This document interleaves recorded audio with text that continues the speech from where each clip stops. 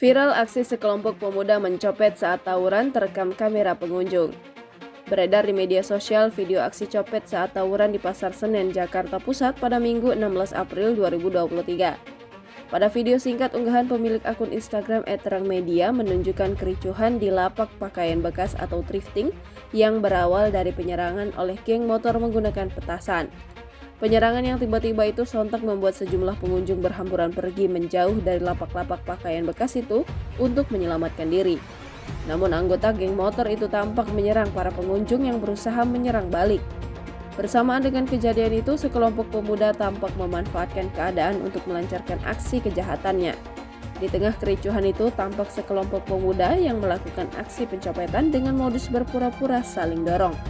Dengan begitu, ketika pengunjung thrifting lengah, mereka langsung mengambil barang berharga yang mereka bawa secara diam-diam.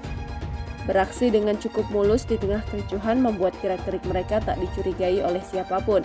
Setelah para pemuda itu berhasil mencopet dari targetnya, mereka pun langsung melarikan diri dari lokasi kejadian.